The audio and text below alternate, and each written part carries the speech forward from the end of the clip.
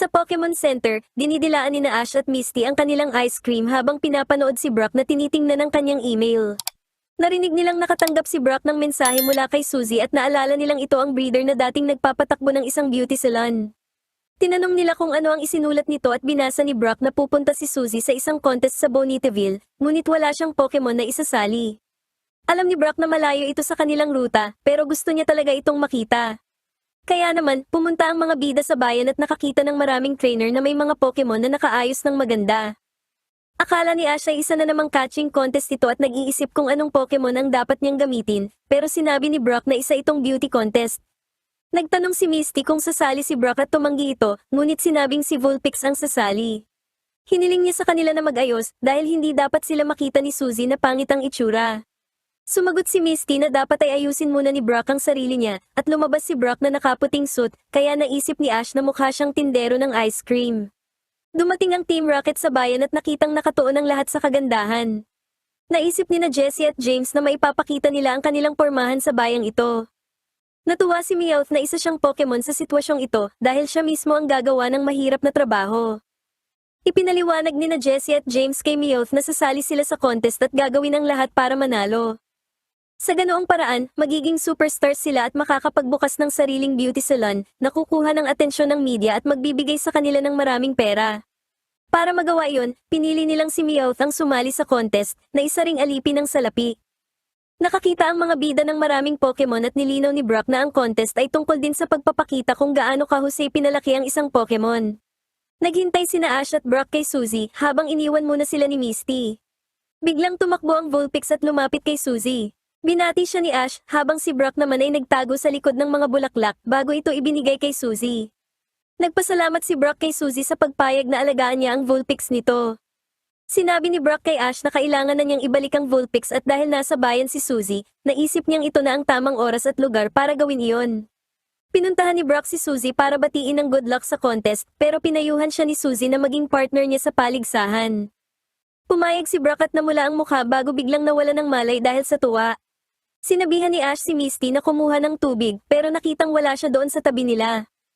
Hinahangaan pala ni Misty ang isang Ninetales at nagtatanong ng marami sa trainer nito, kaya nagalit ang lalaki at sinabing huwag makialam sa buhay ng iba.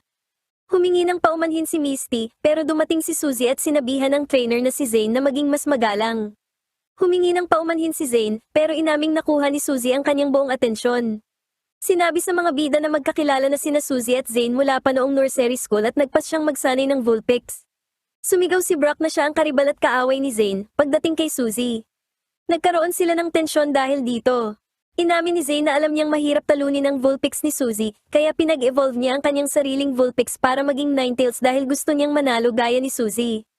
Napansin ng mga bida na marami silang pagkakatulad ni Zane, pero sinabi ni Suzy na may mga hindi sila pagkakaunawaan dahil naniniwala siyang ang tunay na ganda ay nasa loob, habang si Zane ay naniniwalang nasa labas ito, at sinabing ang inner beauty ay kasabihan lang ng pangit. Nagalit si Brock sa pananaw ni Zane. Humanga si Zane sa itsura ni Vulpix, bagaman inisip ni Suzy na ang mga mata ni Vulpix ang nagpapatunay ng ganda nito at walang halaga ng pagbabrush ang makakapaganda pa doon. Dahil dito, nakita ni Zane na hindi talaga nagbago si Suzy sa kanyang mga prinsipyo. Umalis si Zane kasama ang kanyang Ninetales at inamin ni Suzy na mabait naman siya. Nang makitang medyo galit si Brock, sinabi rin ni Suzy na mabait din ang breeder. Sumigaw si Brock na si Zane ang kanilang pangunahing karibal at kailangang talunin, kaya pumayag si Suzy sa hamon. Binago ni na Jessie at James ang itsura ni Meowth hanggang sa hindi na niya makilala ang kanyang sarili. Naisip ni Meowth na dapat siyang umakyat sa entablado at sabihin kung para kanino siya nagtatrabaho, pero pinigilan siya ni na Jessie at James at binalaan na huwag sasabihing kasapi sila ng Team Rocket. Nagsimula ang contest at nabasa ni Misty na si Suzy ay pang number 37 at si Zane ang kasunod niya.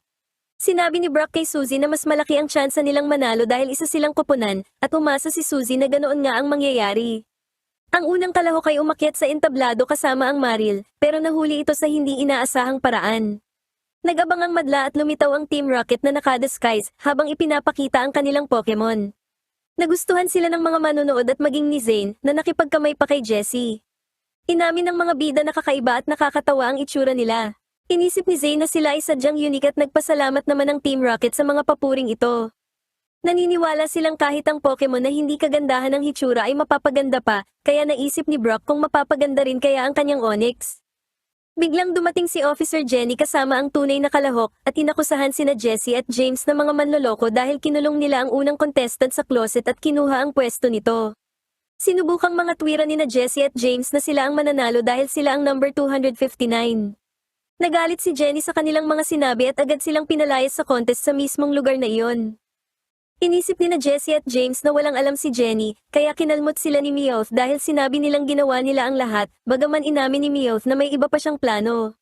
Binisita ni na Ash at Misty sina Suzy at Brock, kung saan medyo kinakabahan sila para sa contest.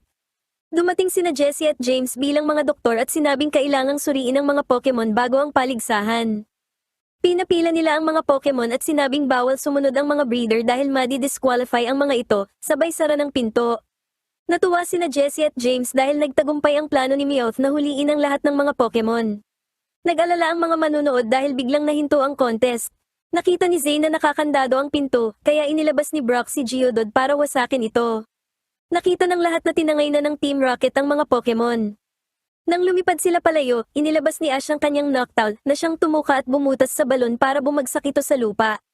Ginamit ni Pikachu ang Thunderbolt para masira ang lock ng hawla. Naisip ni Meowth na kung hindi lang sana masyadong madaldal si Jessie ay nakatakas na sila, pero ipinaalala ni Jessie na plano talaga ni Meowth iyon. Inilabas ni Jessie si Arbok at inilabas naman ni James si Victreebel para lumaban. Ginamit ni Victreebel ang Razor Leaf pero nasunog ito ng flamethrower mula sa Vulpix at Ninetales. Naisip ni na Suzy at Zane na kailangan silang turuan na ang pagnanakaw ay isang malaking kahihiyan. Nagutos si Jessie kay Arbok na umatake, pero natapos ang lahat ng tumalsik sila dahil sa fire spin ni na Vulpix at Ninetales. Binalaan ni Brock ang Vulpix na magpe-perform na ito, bagaman alam ni Suzy na hindi ito makakarating doon kung wala ang tulong ni Brock. Lumapit si Zane at inaming ang pakikipaglaban sa Team Rocket ang nagpamulat sa kanya na napakahalaga ng teamwork. Naisip niyang dapat silang magtulungan sa hinaharap, inisip naman ni na Misty at Ash na kaya nilang gawing maganda ang Pokemon sa loob at sa labas. Tinanong ni Suzy si Brock kung ano ang iniisip niya at sinuportahan niya ang ideya, kaya pumayag si Suzy na magbukas ng beauty salon kasama rin si Zane. Magpe-perform na sina Brock at Suzy dahil oras na para sa kanilang rampa. Pinigilan ni Zane si Brock at inaming nagseselos siya nang makilala nito si Suzy, pero sinabi ni Suzy na mabuting tao si Brock at nakita niyang totoo nga iyon. Nagpasalamat si Brock sa kanya at masayang nag-perform kasama si Suzy sa harap ng madla. Nagpatuloy ang mga bida sa kanilang paglalakbay, ngunit inabot ng matinding sakit ng tiyan si Ash. Sinabi ni Brock na nasobrahan siya sa pagkain at sinabi naman ni Misty na kumain kasi si Ash ng 4 na hamburger.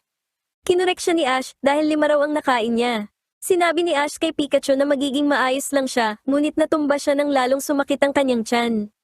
Alam ni Brock na wala siyang dalang gamot, ngunit may narinig sila ni Misty. Lumingon sila at nakakita ng isang maliit na lalaki, at napagkamala nila itong isang masamang maliit na troll.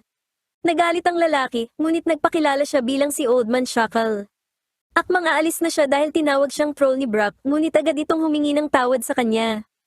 Sinabi nila na masakit ang tiyan ni Ash, kaya nilapitan at sinuri siya ni Old Man Shackle, at binigyan siya ng ilang berries. Kinain ito ni Ash at bumuti ang kanyang pakiramdam, ngunit pagkatapos niyang dumighay ay bigla siyang nawala ng malay. Nang makitang nawala ng malay si Ash, tinanong ni Misty si Old Man Shackle kung ano ang ibinigay niya rito. Sumagot ang matanda na ibinigay niya ang kanyang karaniwang Pokemon medicine. Nagalit si Misty dahil binigyan ito si Ash ng gamot na para sa Pokemon. Nagising si Ash at sinabing ayos na siya, ngunit bigla itong nakaramdam ng gutom. Nilinaw ni Old Man Shackle na gumagawa siya ng gamot na pwede sa tao at Pokemon. Namangha si Brock sa matanda at nakitang may kumikinang itong aura, ngunit napansin ni Misty na may flashlight lang pala ito sa likod. Inimbitahan sila ni Old Man Shackle sa kanyang gawaan at pumayag naman si Brock. Ipinakita niya ang isang kabi na puno ng mga sangkap at nakita ni Brock ang maraming kapaki-pakinabang na potion. Naisip niyang may sikreto sa paggawa ng mga ito na kinumpirma at ipinakita naman ni Old Man Shackle. Nakakita sila ng mga matitigas na shell at inangat ni Misty ang isa. May humawak sa kanyang kamay kaya nabitawan niya ito, nilinaw ng matanda na isa itong Shackle. Ipinaliwanag niyang inilalagay niya ang mga berry sa loob ng shell ng Shackle at paglipas ng panahon, nagiging juice ito na nagpapalakas sa mga atake ng anumang Pokemon. Umaasa siyang makakakuha ng isang alternate colored o ibang kulay na Shackle na kayang gumawa ng juice na magpapaamo sa kahit anong Pokemon. Naisip ni Brock ang kanyang sarili na nasa kanya na ang lahat ng Pokemon, niyakap si Pikachu sa realidad, at nakiusap na hiramin ang Shackle para makakuha ng juice. Sinabi ng matanda na mahirap hanapin ang alternate colored na Shackle, ngunit kung mahuhuli nila ito, ibibigay niya ang juice. Nagpasalamat si Brock ngunit may kondisyon ang matanda, kailangan nilang gamitin ang kanyang Bellsprout na si Spoopy sa paghahanap dahil kaya nitong matukoy kung aling shackle ang may juice. Nalaman nilang iniiwan niya ang berries sa mga ligaw na shackle ng 1 taon bago kunin ang juice. Pumayag si Brock na tumulong dahil gagawin niya ang lahat para sa potion na nagpapaamo ng Pokemon. Narinig ito ng Team Rocket at nagplanong nakawin ang juice. Mabilis na tumakbo si Spoopy kaya sinundan ito ng mga bida. Biglang nahanap ni Spoopy ang mga shackle na may juice at inihagis ang mga ito sa ere. Tumakbo si Spoopy at sinundan ito ni Brock pero nadapa si Brock sa isang bato, nahulog sa karwahe, at gamulong pababa ng burol. Nahanap ni Ash at Misty si Brock. Samantala, nahanap ni Spoopy ang alternate colored na shackle na kulay purple at kinausap ito. Biglang dumating ang Team Rocket at gumamit ng smug si Weezing para makuha ang purple shackle. Habang tumatakbo, nakaramdam ng pagkauhaw ang Team Rocket. Kinalog ni Jessie ang shackle na lamang may likido ito at pinainom muna kay Meowth bago sila uminom ni James dahil masarap pala ito.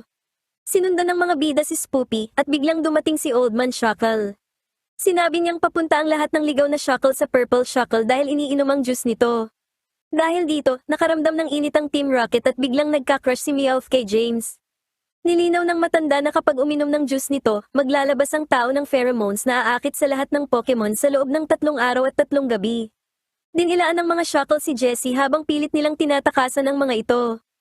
Nang magharap ang dalawang grupo, inilabas ng Team Rocket sina Wobbuffet, Arbok, at Victreebel, ngunit imbes na lumaban ay naakit lang ang mga ito sa kanila. Hiniling ng Team Rocket na pasabugin na sila ni Ash, ngunit maging si Pikachu ay naakit at lumapit kay Jessie. Upang matigil ito, nagkalat si Old Man Shackle ng pagpawalang bisa ng pollen para mawala ang pheromones. Tinangkang tumakas ni Jessie dala sina Pikachu at ang shackle, ngunit kiniliti ng shackle ang pusod niya kaya niya ito naihagis at nasalo ni Spoopy. Dahil nawala na ang epekto ng pollen kay Pikachu, tuluyan niyang pinasabog ang Team Rocket gamit ang Thunderbolt. Sa huli, nagpasalamat si Old Man Shackle at inalok kay Brock ang pampaamong potion. Tumanggi si Brock na realize niyang artificial ang pagkaakit ng mga Pokemon at nais niyang maging pinakamagaling na breeder sa natural na paraan gamit ang kanyang kaalaman at kakayahan. Humanga ang matanda pati na rin sina Ash at Misty sa naging desisyon niya. Pagkatapos nun ay nagpaalam na ang mga bida kay Old Man Shackle. Samantala, umaasa naman ang Team Rocket na sana ay aatakihin sila ng mga Ursaring at Beedrill kapag nawala na ang epekto ng juice makalipas ang 3 araw.